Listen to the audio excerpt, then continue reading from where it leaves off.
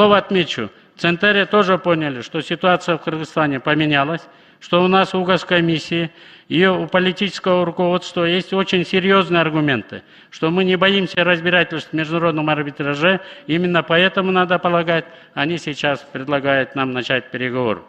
Ушул жерден 2012 жылдын 3 октябрында митингде чогулган элдин алдында ошол кездеги парламенттин депутаты Садыр Жапаровдун сүйлөгөн сөзүн дагы келтире кетейин.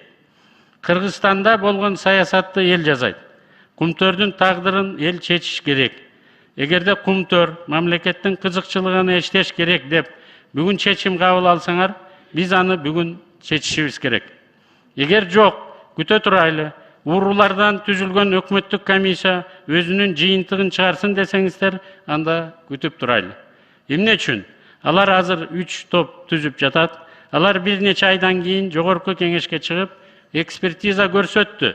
Кумтөрдү ала албайт экенбиз деп айтышат. Азыр коопсуздук кызматынын жетекчисинин орун басары Кумтөр боюнча 92 жылдан тартып түзүлгөн келишимдердин баары мыйзам бузуу жолу менен биздин саналуу чиновниктердин кызыкчылыгы үчүн түзүлгөн деп айтып жатат. Бирок бул сөз чаңда эле калып калат. Бул сөзгө эч ким көңүл бурбайт.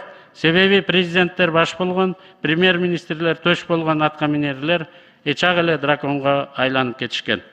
Кумтөрдүн артында сиздердин келечек турат. Кумтөрдүн артында сиздердин тагдыр турат. Кумтөр элге өтсө, мамлекеттин келечеги болот. Бизди итке минген кедейсиңер дешсе, эгерде 2012 жылы 6 минген кедей болсок, 20 жылы уу калдыктарды минген кедей болобуз. Тагдырдын буйругу экен, 2012 жылы эл алдында ушул сөздөрдү айткан адам азыр өлкөнүн мамлекеттик башына келди. Президент Садыр Жапаров 12 жылдын өзүнүн позициясынан тайган жок. Ошол позициясында турат. Мамлекеттик комиссиясы сунуш кылган чечимдерин жогорку кеңеш бекитсе, жоопкерчиликти кошо алганга, ал чечимдердин аягына чейин аткарылышын камсыз кылууга даярмын деп турат. 2012 жылы жогорку кеңеште ошол кездеги депутат, азыркы президент Жапаров тоо кен өндүрүш технологиялары, коопсуздук сактоо эрежелери бузулуп жатат. Ошол себепти Кумтөрдө авария, кырсык сөзсүз болот, болбой коюшу мүмкүн эмес деп айткан экен.